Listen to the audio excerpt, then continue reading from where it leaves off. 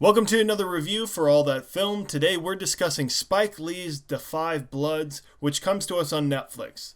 This being heralded as the first awards films to come out as if Bloodshot isn't sitting right there? Nothing.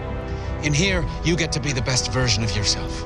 Your best version of me, not mine!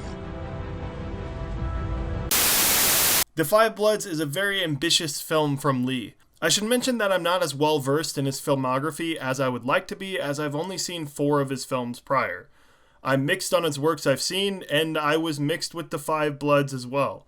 Before getting into my criticism, there are a ton of things this film does do right. For starters, it gives a voice for a very important story of the Vietnam War that feels brushed to the side, which it has been devastating reading on the real-life stories of all of these men. Additionally, I feel Lee definitely could have played this safe and still gotten Oscar consideration, but it definitely feels like he made specific risky choices in this film, even more so than BlacKkKlansman. I also found the cast to be pretty solid. There are some that are given more to do than others, for sure, but everyone plays their role pretty well.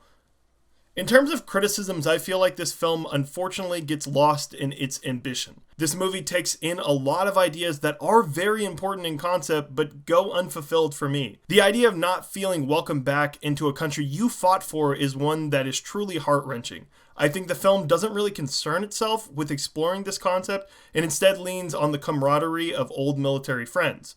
For that reason, for a large part of this, it just feels kind of like every soldier movie. I think I would have preferred a documentary version of this film instead, which I feel is kind of an unfair criticism to Lee, in fairness. On top of that, I feel like it loses focus at times, or at least it's juggling too many characters at once. The random group of tourists and most of the local Vietnamese characters just feel very ancillary to the more important story in the main plot. On top of this, I found the risky editing choices to be kind of off-putting. I think I do get the intent that Lee is trying to do here, but I find the constant aspect ratio transitions and cutting to be off-putting. Spike Lee has obviously done this in the past, but this choice just doesn't really work for me for a majority of this film. This is a minor gripe, but I found the score to be a little bit hokey as well, and just traditional military by the book score. Last point, but I find the third act to be pretty purposeless, and it becomes an action-ish movie, which didn't feel fitting for what this film was going for, at least in the first 2 acts for me.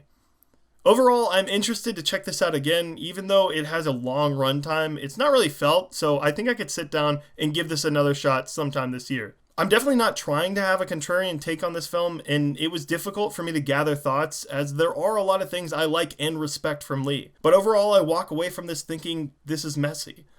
I'd love to hear what other people have to say on this film, so feel free to share your thoughts down below. If you'd like to see more of these videos, there are some linked at the end of the video, and make sure to subscribe to see more of these reviews in the future. Additionally, one of our hosts at All That Film started their own YouTube channel, so make sure to check that out, Margot Reviews, because she much more eloquently reviewed this film than I ever could.